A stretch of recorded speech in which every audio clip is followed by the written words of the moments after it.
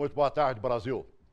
Nosso programa de hoje volta a receber os candidatos a governador aqui do Distrito Federal. Já tivemos a oportunidade de receber o Pittman, recebemos o Toninho e hoje nós estamos recebendo o candidato José Roberto Arruda. Arruda, seja bem-vindo, amigo. Muito obrigado, Celso. Muito obrigado pela oportunidade aqui de estar na TV Gênesis.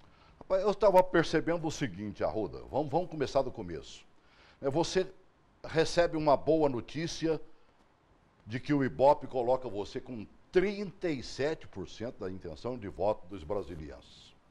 Enquanto o segundo e o terceiro, pareado, Agnello com Hollenberg, 16%. Bem menos de 50% do que você já tem. Somado com os do Toninho, 4%, Pittman, 3%, quase que você daria para vencer em primeiro turno com esta preferência. Agora, logo em seguida, vem a paulada do TSE, dizendo inelegível. E aí, como é que fica numa história dessa? Ô, Celso, no primeiro momento a gente baqueia, né? Todos nós somos humanos e a gente tem hora que a gente dá uma baqueada. Mas depois, fazendo minhas orações e refletindo bem, tudo tem um jeito otimista de enxergar. Por exemplo, eu não trocaria minha posição pela dos outros. Você já pensou se eu tivesse um céu de brigadeiro na justiça, mas não tivesse voto? É complicado. Não era pior? Verdade. Então eu prefiro viver as emoções de ter que fazer recursos, de ter que lutar pelo meu direito em outras instâncias, e vou fazê-lo, mas tendo a população do meu lado. E o que eu sinto andando nas ruas, Celso, é que as pessoas estão do meu lado porque estão comparando o que foram os 3 anos do meu governo, as nossas 2.300 obras, os programas sociais que nós tínhamos, uma Brasília otimista, de desenvolvimento, de empregos, com os 4 anos que vieram depois, de uma Brasília bagunçada, de uma saúde caótica, sem polícia na rua, o trânsito parado. Quer dizer, é esta comparação que faz com que uma parcela expressiva da população, como nos revela a pesquisa do Ibope, deseja a retomada daquele meu governo que foi interrompido. Deixa eu fazer uma boa justificativa. Vamos honrar quem mandou fazer a pesquisa, né? É verdade. Foi feita a pedido da Rede Globo de televisão, parceria, a Rede Globo Ibope. Você vê que por aquela pesquisa, Celso, eu tenho 37%, o segundo e o terceiro estariam empatados com 16%, e o quarto e o quinto juntos teriam 7%. Isso significa que todos os outros candidatos juntos têm 39%. 39%.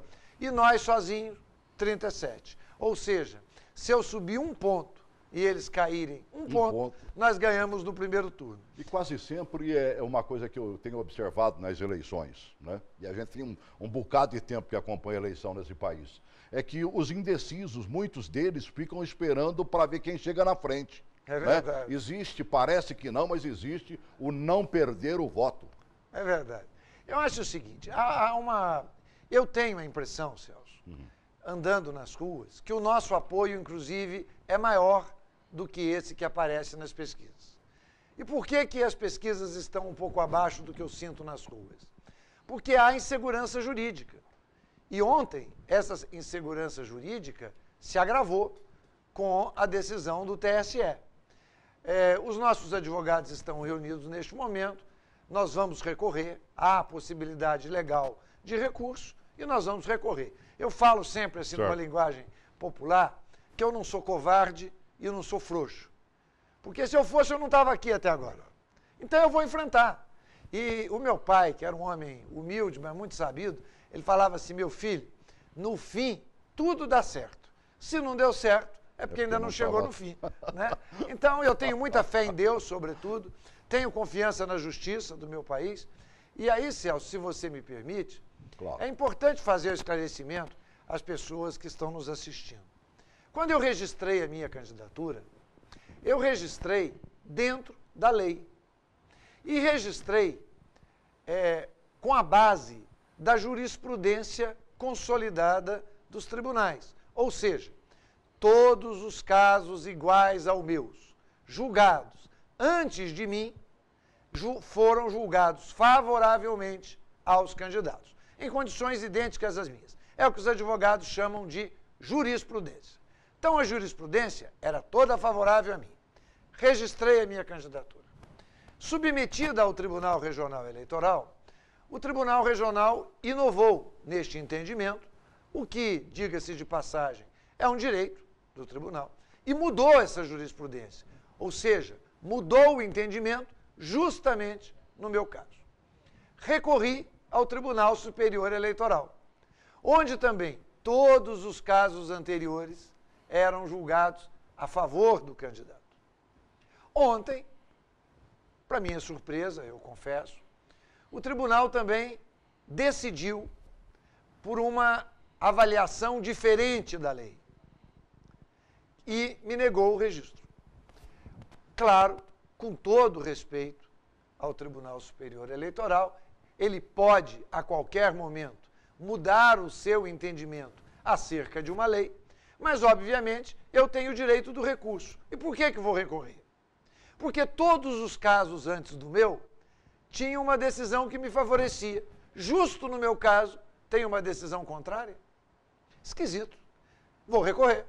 Agora, é claro que é fundamental dizer à população que este recurso, ao qual eu tenho direito, será julgado dentro de alguns dias. E aí nós saberemos, e é o último, saberemos definitivamente se poderia ou não ser candidato. Eu tenho certeza, muita fé em Deus, que vou vencer, baseado nisso, de que eu registrei a minha candidatura dentro da lei e que toda a jurisprudência consolidada me era favorável.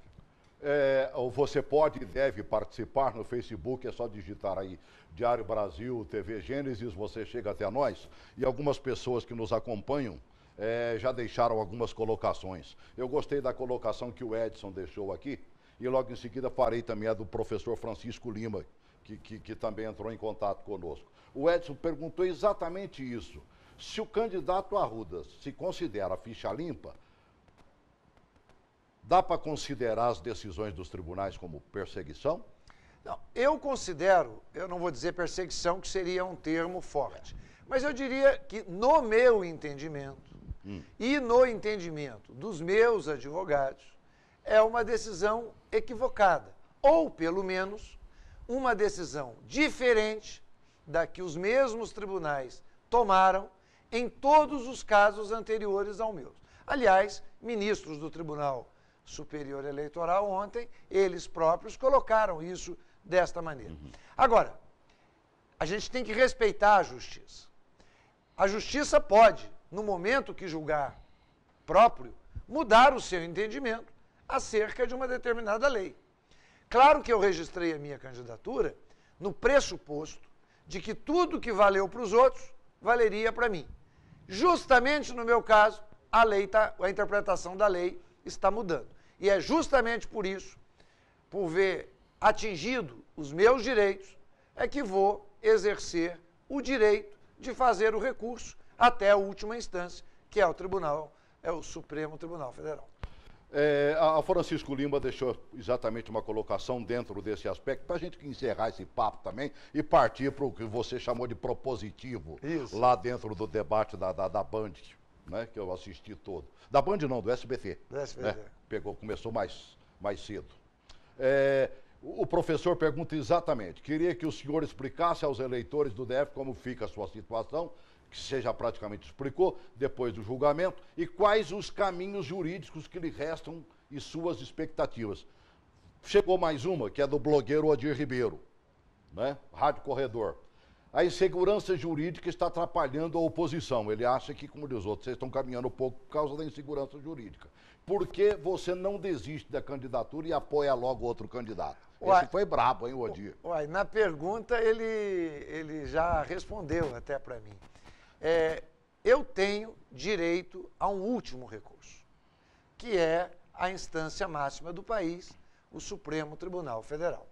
Por que eu vou fazer esse recurso? Porque eu estou convencido do meu direito. Eu registrei a candidatura de acordo com a lei e todos os casos julgados antes do meu eram favoráveis aos postulantes a cargos eletivos. Justamente no meu, essa interpretação mudou. Repito, digo isso com todo respeito aos tribunais. Por quê? Porque os senhores ministros têm o direito de, quando julgarem adequado, mudar a interpretação de uma determinada lei. Ora, mas você imagina, Celso, que você está fazendo uma viagem e todos os carros que estão na sua frente podem andar a 80 km por hora. Aí você vem andando a 80. Aí a polícia te para e fala, não, a partir do seu carro, a velocidade máxima é 60 Mudou, né? e você está multado e não pode viajar mais. Você não recorreria? É claro. É por isso que eu vou recorrer. Eu vou recorrer porque eu acredito no meu direito, acredito na justiça do meu país. Este é um tema que tem que ser discutido com profundidade, porque há, inclusive, ministros que sustentaram ontem, naquele julgamento, de que a decisão do TRE de Brasília e a própria decisão do Tribunal Superior Eleitoral podem causar, nas eleições brasileiras, de um modo geral, uma insegurança jurídica para todo mundo. Porque se você não tem uma data de corte, a lei diz, a lei é clara, as condições de elegibilidade serão aferidas na data do registro. Agora, se condenações posteriores podem retroagir para prejudicar, isso significa que a qualquer momento da eleição, alguém que é candidato deixa de sê-lo. Ora, isso cria uma insegurança jurídica. Eu também vou recorrer por uma outra razão, respondendo ao caro jornalista Odir Ribeiro. 37% da população, segundo o Ibope, apesar dessa insegurança jurídica, manifestam o voto em mim. Isso significa que, no momento em que eu ganhar o recurso, o último recurso, e a minha candidatura for consolidada, é de se esperar que há um grande número de eleitores que desejam votar em mim, mas que não estão votando por insegurança jurídica. Olha, se eu já tenho 37% com insegurança jurídica, no momento que eu ganhar nos tribunais, se Deus quiser, eu vou passar de 40% e vamos decidir essa eleição no primeiro turno. É o que me move. Agora, claro que isso é uma avaliação, é uma avaliação otimista, eu reconheço. Certo. Também devo reconhecer que a derrota no Tribunal Regional Eleitoral e a derrota no Tribunal Superior Eleitoral me enfraquece, mas se eu tenho um recurso, eu vou usá-lo, até em respeito a esse quase 1 milhão de pessoas em Brasília que deseja me ver de volta no governo. Ou seja, vou lutar até o fim. Agora, tem um prazo para que isso aconteça? É isso que eu fico preocupado. Os meus advogados... Me falaram já num tal de 15 de setembro, que se tivesse que acontecer uma mudança, teria o prazo limite e tudo mais. Você já pensa nisso? Você tem, vamos dizer, aquela que você vai pensar que dizer, olha, eu vou deixar e esse aqui vai continuar? Não, a data é a que você disse, 15 de setembro. A data da lei para uma mudança de candidato. Mas eu não penso nisso não, Celso. Porque eu acho que o pensamento tem poder. Se a gente pensa negativo, aí a gente já perdeu. A minha situação já está tão difícil no plano jurídico e eu ainda vou colocar uma carga de negativismo? Não vou. Eu tenho muita fé em Deus. Acho que se Deus me permitiu estar até aqui, é porque Ele tem alguma missão na minha vida. E se for da vontade de Deus, eu quero voltar ao governo, retomar as minhas obras que foram interrompidas, retomar o nosso projeto de Brasília e fazer uma Brasília melhor, com mais obras, com mais investimentos, com mais respeito ao cidadão. O Paulo de Sobradinho já deixou a sua colocação também e já nos propõe exatamente para andar pelos caminhos que eu acho que deveria ser com todo candidato, quer dizer, o que se pretende fazer, né? O grande drama de Brasília hoje chama-se saúde. É um caos. Sabidamente. Basta ir a um dos nossos hospitais para sentir isso. E ele está perguntando exatamente, o Paulo de Sobradinho, como é que você vai tirar essa saúde do buraco. Bom, em primeiro lugar, o meu candidato a vice-governador é o Jofran Frejá. É um homem muito experiente, foi secretário de saúde 4 vezes em Brasília, em governos diferentes, e nas 4 vezes se ouve muito bem. O Frejá é um gestor testado na área de saúde. Ou seja, a saúde de Brasília funcionava bem quando tinha o comando do Frejá. Frejá é o meu vice-governador e o Frejá é que vai me ajudar a recuperar a saúde. E eu quero retomar a recuperação da saúde que tinha iniciado no meu governo. Por exemplo, em 3 anos de governo eu construí o Hospital de Santa Maria. Fiz uma gestão terceirizada que deu certo. As pessoas eram bem atendidas. O atual governo foi lá, desmanchou essa gestão, colocou o velho lenga-lenga e está lá hoje o hospital horrível. As pessoas má. Faz uma pesquisa com os moradores de Santa Maria. E você vai ver que 100% deles consideravam que o hospital antes funcionava bem e que hoje funciona mal. Gestão, falta gestão. O atual governo não tem comando. No meu governo, em apenas 3 anos, eu construí centro de saúde em Itapuã, que não tinha, construí o centro de saúde no Arapuanga, que não tinha, em Mestre Darmas, que não tinha, na Estrutural, que não tinha, e por aí afora. Licitei as UPAs, e no meu governo funcionava. O paciente chegava, tinha médico. No meu governo nunca faltou insulina, como está faltando hoje. E nas vezes em que a imprensa registrava, olha, fila no hospital tal, porque o médico faltou, eu cheguei a demitir diretor de hospital, eu ia para cima, eu resolvi o problema. A sensação que a população de Brasília está tendo hoje é que os problemas acontecem e não tem ninguém para decidir. Como é que você vai enfrentar, por exemplo, uma situação que eu acho terrível? Você vê o pessoal reclamando dentro dos hospitais e deveriam estar lá o doutor fulano, o ciclano e o beltrano. Aí você olha quando muito tem um, quando tem um. Como é que você vai bater de frente com uma classe que vive dando esse tipo de problema? Não precisa bater de frente, basta respeitá-los. O profissional de saúde precisa ser respeitado. Hoje, o que acontece? O diretor do hospital, normalmente, é um politiqueiro ligado à campanha desse tal de Rafael Barbosa, fazendo política no hospital. Os médicos ficam desmotivados, os servidores de saúde desmotivados. Vai tudo por água abaixo. Diretor de hospital tem que ser um profissional da saúde, sem ligações políticas, sem politicagem, com comando da sua gestão. Está tudo errado, Celso. Eles perderam o comando, perderam a gestão. Olha, continua avisando o Diário Brasil, TV Gênesis no Facebook. Você pode deixar sua colocação como Antônia. Ela deixou uma colocação, falou assim, tem alguma coisa boa acontecendo. No caso, por exemplo, daquele caminhão da mulher, aquela carreta da mulher, né? Você continuaria com as coisas boas que existem? Eu continuaria com as coisas boas que existem, mas não incluo nelas a carreta da mulher. Primeiro, pelo alto custo. A carreta da mulher está custando mais caro que um hospital. No lugar da carreta da mulher, que fica 15 dias aqui e vai para outra cidade ganhar dinheiro, eu construiria o centro de saúde para o atendimento à mulher, que vai ficar aqui para sempre. Segundo, a mulher vai à carreta da mulher, é muito bem atendida, eles têm um bom serviço, e ela diz, olha, você está aqui com câncer de mama. E a mulher volta para casa, porque a carreta da mulher não trata o câncer de mama. Então não adianta você fazer o diagnóstico se você não dá o tratamento. A carreta da mulher acaba sendo uma grande enganação. Eu quero, no lugar da carreta da mulher, ter o centro de saúde da mulher.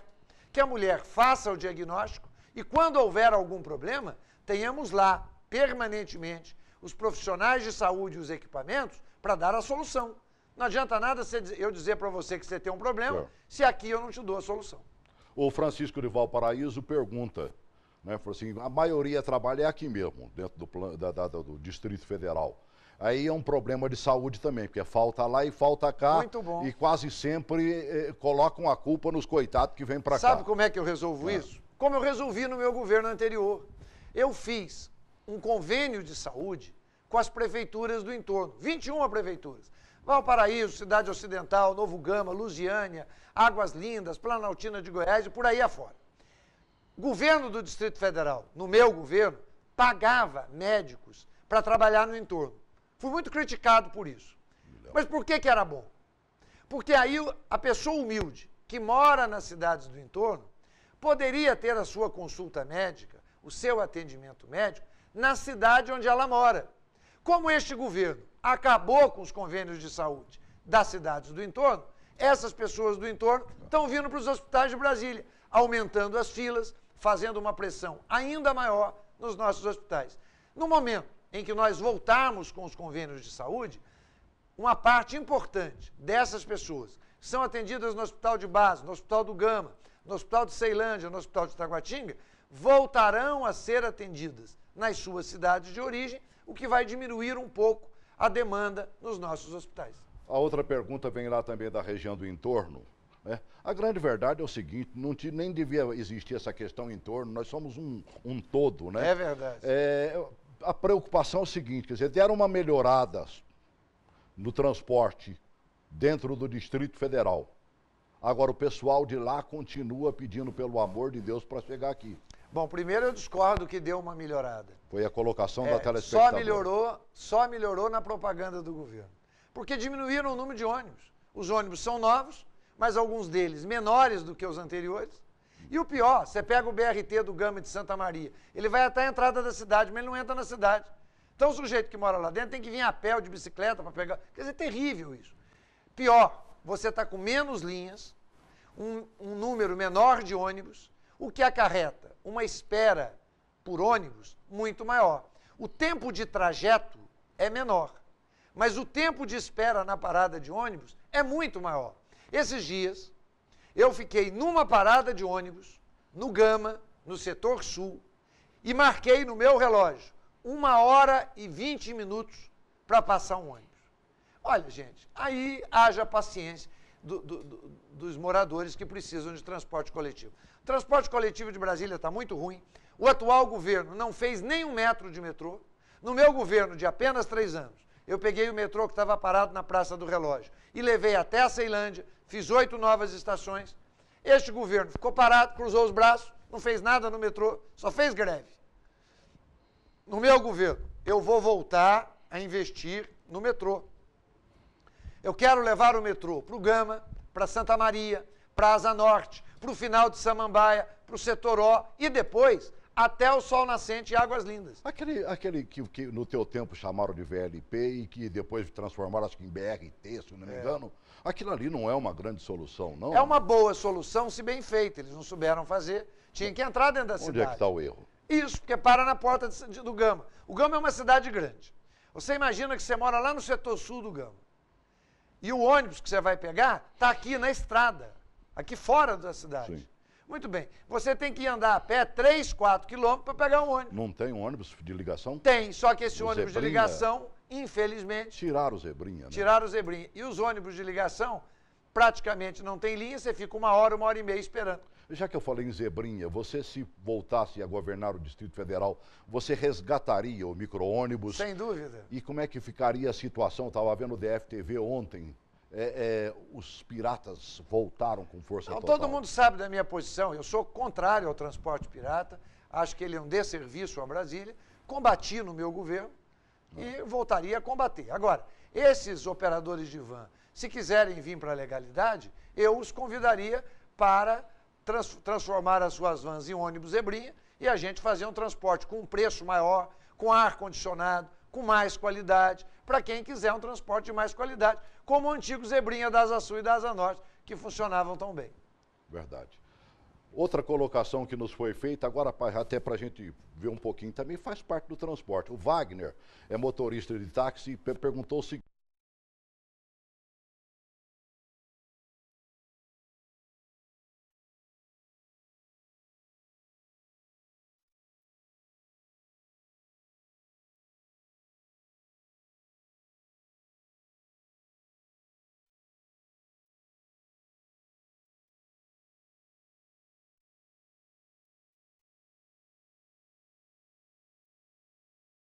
E só volta para casa no final de semana? Eu sei disso. O meu colega que trabalha comigo na produção aqui, para poder estudar e tudo mais, ele disse que rolava a noite toda, o dia inteiro, 9 anos seguidos fazendo isso. Eu quero construir naquele ponto de apoio, eles têm um bom restaurante.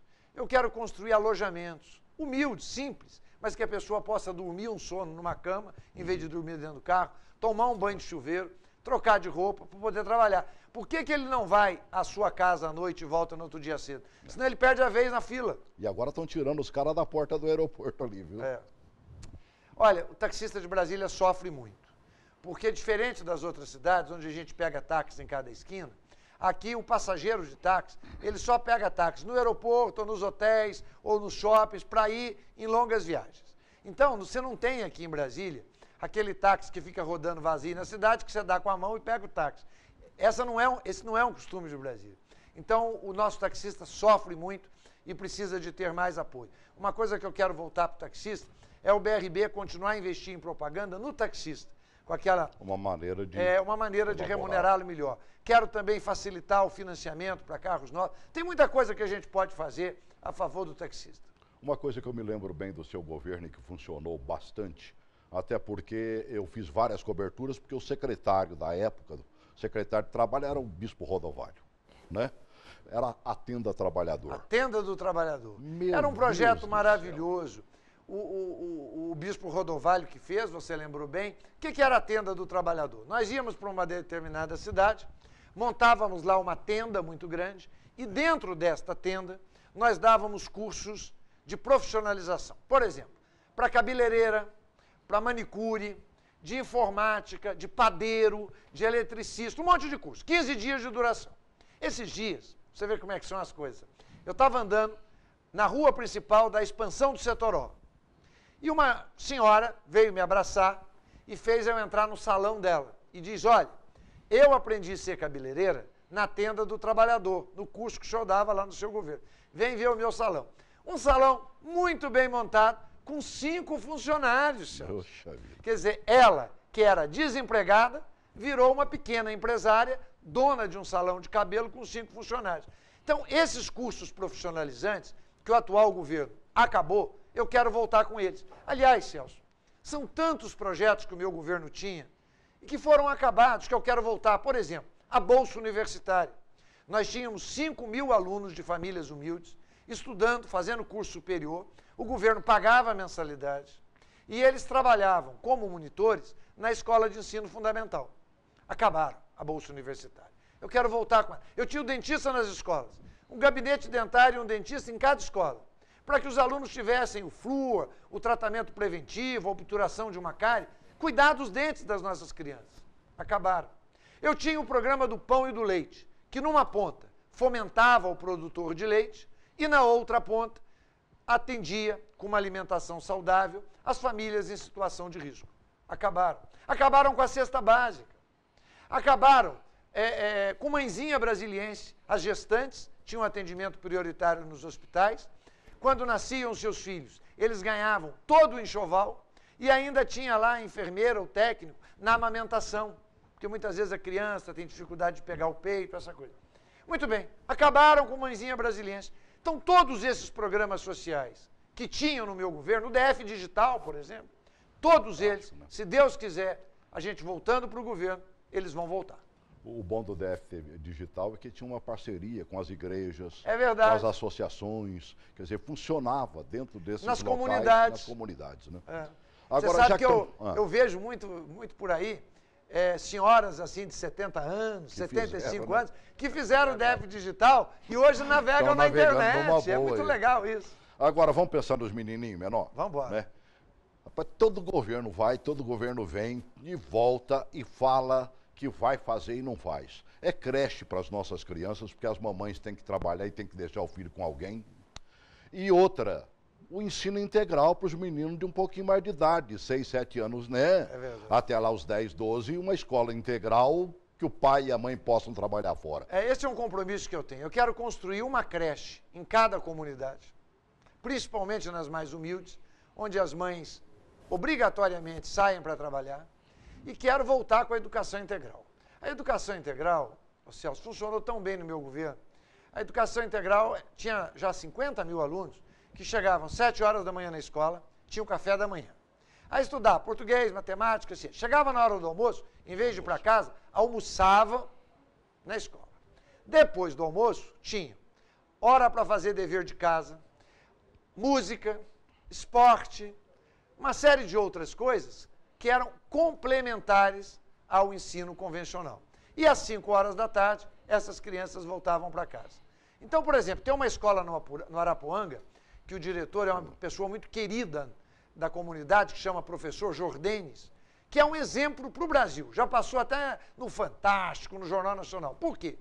As crianças lá da Arapuanga iam para a escola do professor Jordenes de manhã e só saíam à tarde. E as mães, muitas delas diaristas, passadeiras de roupa, empregadas domésticas, iam trabalhar sossegadas, porque os seus filhos não estavam nas ruas, estavam na escola. Então, este exemplo lá, tão bonito, do professor Jordenes no Arapuanga, e tantos outros que nós tínhamos, é que eu quero fazer em Brasília inteira.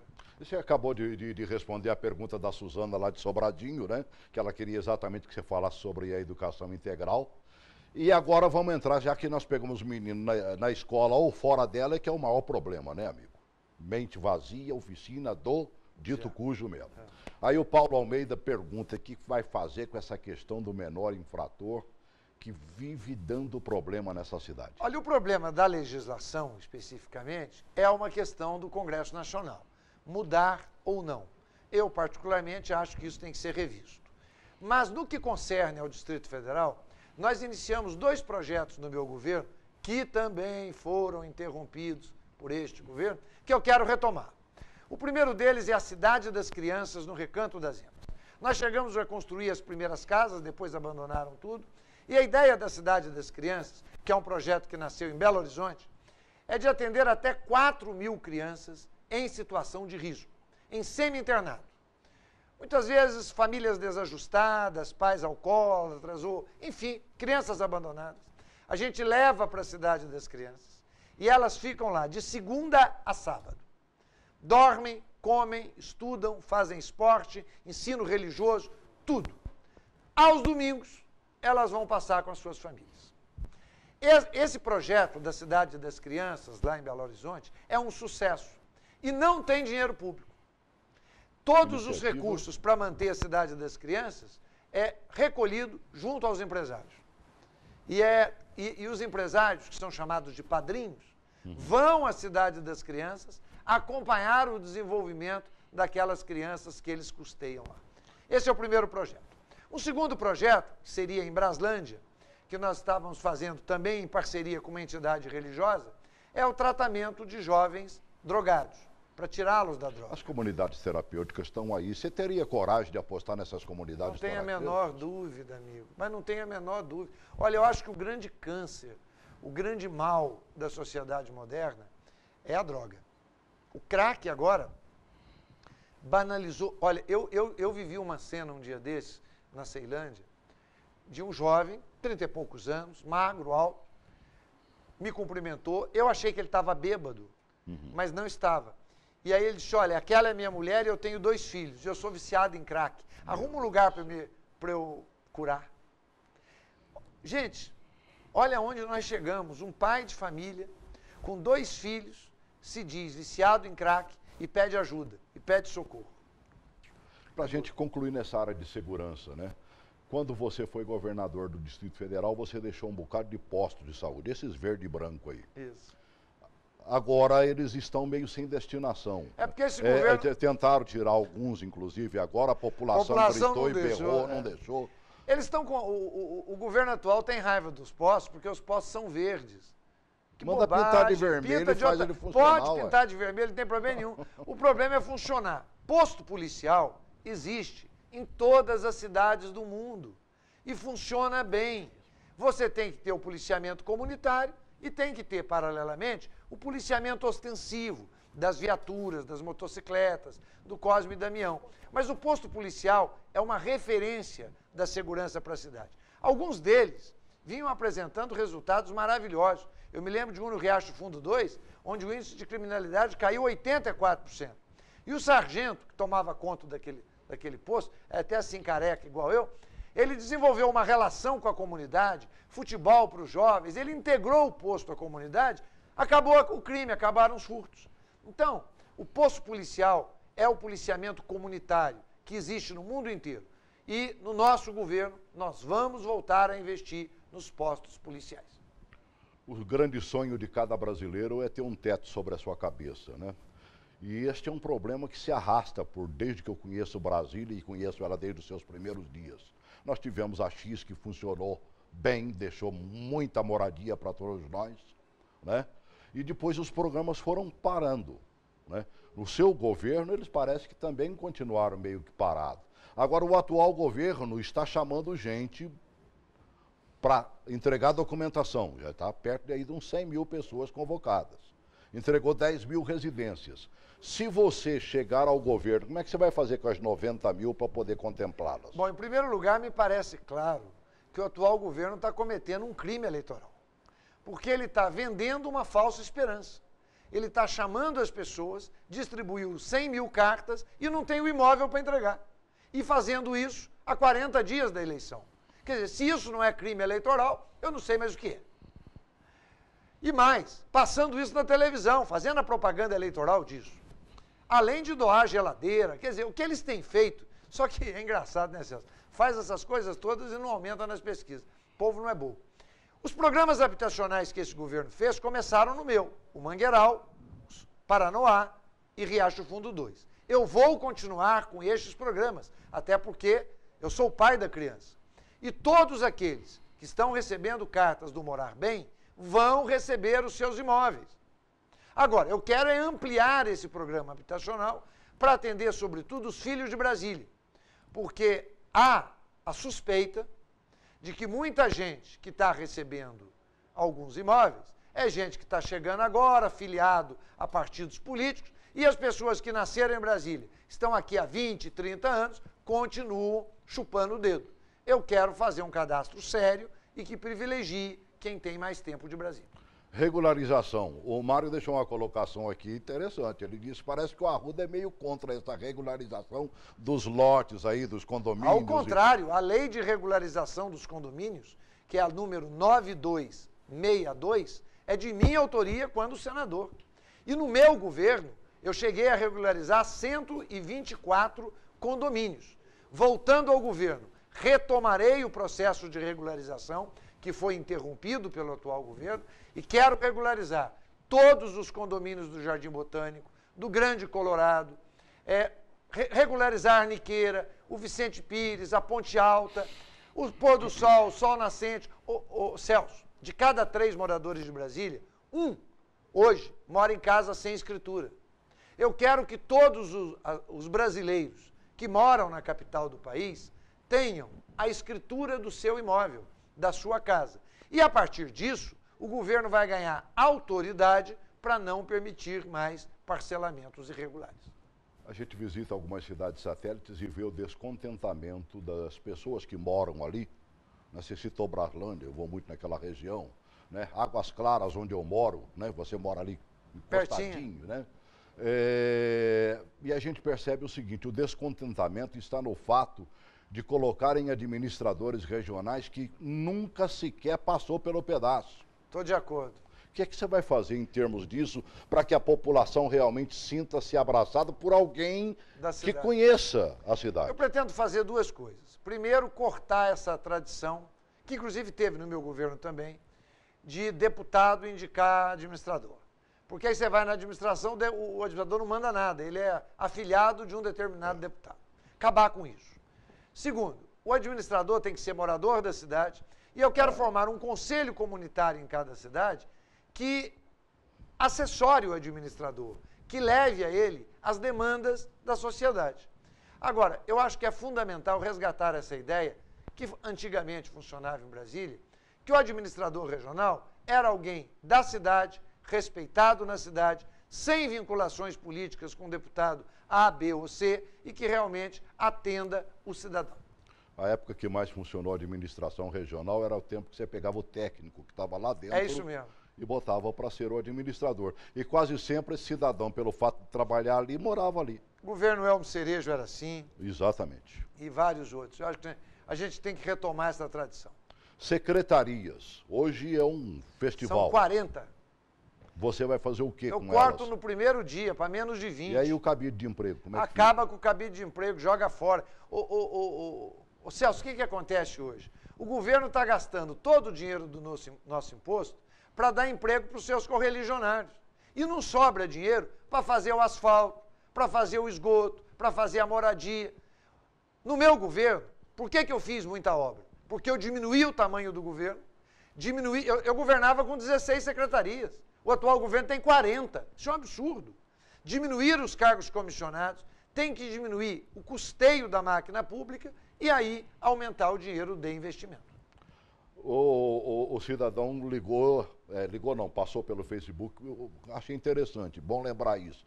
O pior de não ter um administrador da cidade é ver gente trabalhando lá dentro que não tem o menor comportamento. A maioria das nossas Cabo eleitoral de administrações deputado. foram colocados ali. Cabos eleitorais de deputados. Mas isso acontece desde sempre, Arruda. É horrível, é verdade, isso tem que acabar. O meu compromisso é não deixar mais que deputados indiquem administradores regionais. Nas administrações regionais, colocar gente conceituada da cidade e aí fazer um concurso público para engenheiros, arquitetos e advogados para trabalhar nas administrações como antigamente. Porque hoje, Celso, você vai conseguir um alvará? Não tem, você passa um ano sem conseguir um alvará de funcionamento. Para um ano para conseguir um alvará para construir uma casa. Isso é um absurdo, um desrespeito ao cidadão.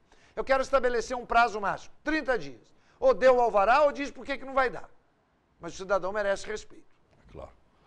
E aí como é que você vai fazer com o tal chamado apoio político? Você está candidato, tem uma turma te apoiando, tem aqueles que se elegerão, você vai ter que fazer uma conta de chegar com esse pessoal. Olha, eu acho que o único jeito de você ter apoio político é ter apoio da sociedade.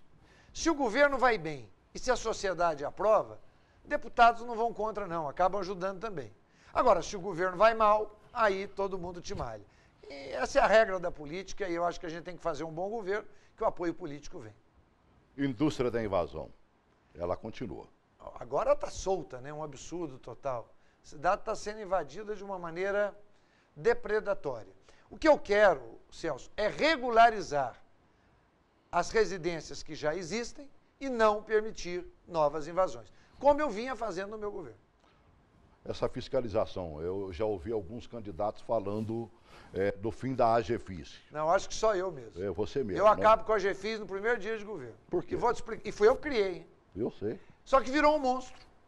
Virou um monstro, assustando o empresário, derrubando casa das pessoas, com um poder desmesurado e o pior, com influências políticas. Já se sabe, tem um problema da AGFIS, liga para o deputado fulano de tal que ele resolve. E às vezes custa tanto. Peraí. Nós vamos voltar a uma fiscalização decente, respeitosa, em cada administração regional. Até porque a realidade de Braslândia é diferente da de Planaltina, que é diferente da do Gama. Então, cada administração teria o seu corpo de fiscais e esses fiscais têm um chefe, que é o administrador regional, que responde de um lado à sociedade e de outro lado ao governador. Não tem que jogar duro. Vamos lembrar do momento em que você criou a AGFIS e você botou o Gifone lá dentro. Não, o Gifone recebeu o codinome de xerifão. Exatamente, porque ele batia duro, ia lá e batia e, como diz, resolvia o problema. O problema é que a AGFIS depois virou um órgão com comando político. Fiscalização não pode ter política. Fiscalização tem que ter regra, tem que ter lei, tem que ter critério, tem que ter parâmetros de igualdade. Hoje em dia a AGFIS sai de manhã, faz uma multa para a loja A, B e C. Se o dono da loja A conhece um deputado, a multa dele é tirada. E o do B e do C fica com a multa porque não são amigos dos deputados. Quer dizer, não dá para continuar a Brasília desse jeito. Três colocações sobre turismo, se você pensa nisso, e o que é que você vai fazer com o estádio de Brasília? Olha, o estádio, o autódromo, o ginásio e a piscina olímpica precisam ser administrados de uma maneira mais eficiente. Eu acho que o governo... A destinação. É lógico, eu acho que o governo tem que chamar aí as empresas especializadas em eventos, em ocupação desses espaços, fazer uma licitação e fazer um uso que a população realmente aplauda, que tem eventos e que funcione. O estádio, especificamente, ficou muito caro. E é preciso que a gente faça uma auditoria. Você faria isso? Sem dúvida, para ver por que dobrou de preço. 1,5 bi, né? Fala em 2 bi. Acho que tem gente que fala em 2 bi. Você faria uma auditoria para ver onde é que vazou isso? A sociedade exige isso. Duas colocações eu deixei mais para o final, né? Porque senão a gente só ia ficar nessa onda. Toda a propaganda eleitoral do adversário rodando em cima de ti está mostrando que a IPTG seria a única obra que você fez e assim mesmo uma obra errada. Hoje mesmo eu ouvia na propaganda do rádio dizendo que você fez a pista exclusiva de ônibus do lado errado. E aí, como é que você vai consertar isso? Eles são ridículos, né? No mundo inteiro, em Curitiba, em Caracas, em Paris, a pista exclusiva de ônibus é no canteiro central. E agora, a obra que eles fizeram, também de um projeto meu, para o Gama Santa Maria, a pista de ônibus é do lado esquerdo, igualzinho. Quer dizer, se o meu tivesse errado, eles erraram também.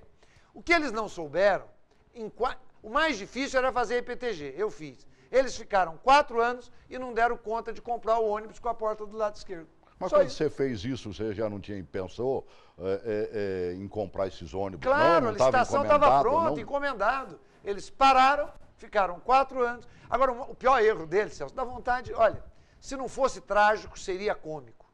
Enquanto o governador fica passeando de motocicleta, o povo sofrendo. Olha aqui, na EPTG, que eu deixei a obra pronta e a pista exclusiva de ônibus pronta, passaram-se 4 anos, eles não conseguiram botar o ônibus. Na Estrada Parque Núcleo Bandeirante, que eu ia fazer igualzinho a EPTG, eles não fizeram, tomaram uma pista dos carros e botaram a exclusiva para ônibus. Um engarrafamento todo dia, horrível. O pessoal está desviando por Quer dentro dizer, de Águas Claras, passando em frente à tua casa ali, para poder pegar a EPTG aqui. O que teria sido correto?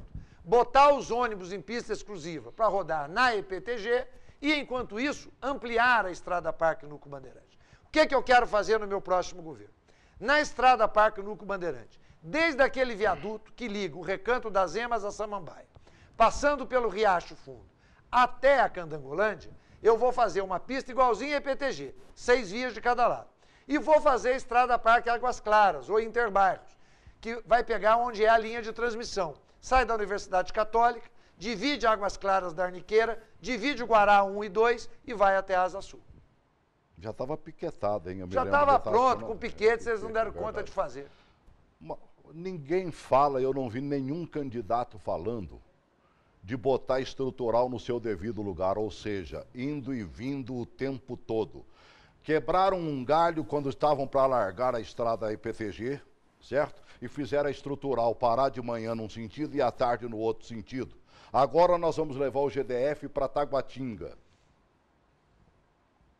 Amigo, vamos continuar nessas, coibindo e tirando o direito de ir e vir, porque muita gente mora naquela região e tem que esperar 2 horas para poder Celso, fazer esse é o grande problema. Contrato. Eu iniciei no meu governo uma ampliação do sistema viário que tinha começo, meio e fim.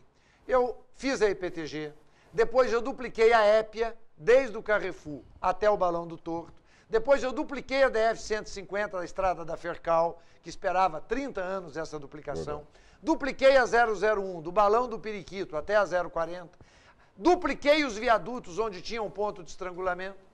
Quando eu saí, parou, as obras pararam.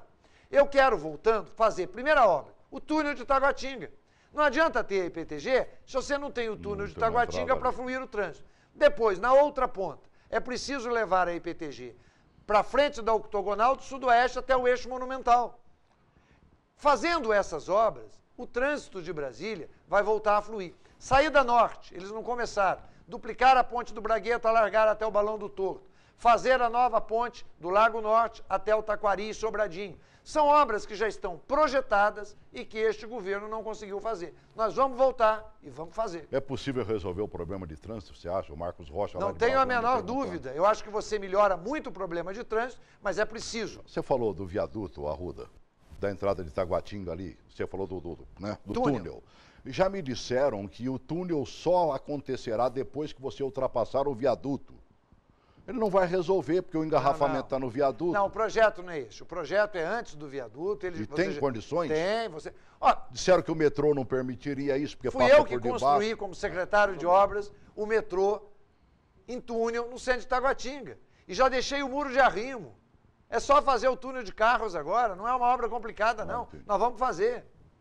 Agora a estrutura... Aliás, se o meu governo não tivesse sido interrompido, essa é uma obra que já estaria pronta. O VLT já estaria rodando na W3. Olha, a verdade, Celso, infelizmente, é que eu levei um golpe, eu sofri muito, estou sofrendo até hoje, com essas perseguições todas que sofro, mas eu acho que Brasília pagou um preço muito mais alto por essa interrupção do meu governo.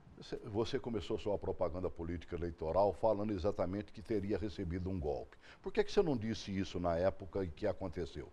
Primeiro, porque eu não tinha todos os documentos. Os laudos técnicos da Polícia Federal, que mostram que as fitas foram editadas e que eram anteriores ao meu governo, só vieram às minhas mãos já no início de 2013. Eles me tiraram do governo, me prenderam, me humilharam, e 3 anos depois, sem nada da pressa que justificara aqueles atos de força, é que fizeram uma denúncia contra mim, mal ajambrada, e com esses laudos técnicos da Polícia Federal, dizendo que era tudo do governo anterior. Para a gente concluir de vez, a gente tem que pegar como a gente começou. Você vai até o fim quando? Eu sou candidato, vou continuar a minha campanha. Fiquei muito triste, confesso, e muito abalado com a derrota que o nosso recurso teve ontem à noite no Tribunal Superior Eleitoral. Confesso que, por mais calejado que a gente seja, ver um Tribunal Superior Eleitoral, legitimamente, claro, mas mudar o entendimento de uma lei, justamente no seu caso, dói muito. Você está numa estrada, todo mundo andando 80 km por hora, está tudo certinho. Aí o guarda te para e fala, não, mas para o seu carro a velocidade não é 80, é 60. E o seu carro está apreendido, você não pode viajar mais. Claro que isso dói, claro que eu vou entrar com recurso. Se eu não entrasse com recurso, Celso, se eu jogasse a toalha, eu não estaria sendo correto com esse 1 milhão de habitantes, com esse 37% da população que está manifestando apoio à minha candidatura. O compromisso que eu tenho com você que está em casa, com as pessoas que estão me apoiando, com as pessoas que querem ver o meu governo de volta, é que eu vou até o fim. Eu não sou covarde, eu não sou frouxo, eu estou sofrido, estou dolorido, mas eu vou em frente. Há recurso? Vamos entrar com ele. Só não tem jeito para a morte. Se há recurso, eu vou fazer o recurso. Aliás, os meus advogados estão fazendo o recurso, darão entrada nele provavelmente hoje mesmo, e eu espero que ele possa ser provido. Eu, da minha parte, não desisto, não jogo a toalha, eu vou até o final. Agora, obviamente, com muito respeito à justiça. Perdi no TRE, recorri ao TSE. Perdi no TSE, vou recorrer ao Supremo. No momento em que houver uma decisão sobre a qual não haja mais recurso, aí, obviamente, o meu grupo político tomará outra decisão. Até lá, eu sou candidato a governador. E vou lhe dizer uma coisa, que eu sei que você é um homem que tem fé, que acredita em Deus. O meu sentimento, a minha fé, me diz que vai ser muito difícil, mas que vai dar certo. Porque se não fosse para dar certo, Deus não teria permitido que eu voltasse, não teria permitido que eu estivesse até aqui, não estaria permitindo que eu estivesse liderando as pesquisas. Então, e quando é da vontade de Deus, Celso? Ninguém segura, não. Então, eu vou em frente, com fé em Deus, com confiança na justiça do meu país, com muito respeito, inclusive com respeito àquelas decisões com as quais eu não concordo, mas com respeito, porque quem tomou as decisões foram juízes que merecem respeito. Bom te rever. Obrigado, amigo. Peço o seu voto. Obrigado. Político que disse isso a um candidato que estava ali agora mesmo, né? Político que não pede voto, não está com nada. Pode deixar que não é político. E eu peço o seu voto, você que está em casa, o seu voto, o seu apoio e as suas orações, para que a nossa caminhada se livre dos perseguidores. Grande abraço, Arruda. Grande abraço para você também. Até mais.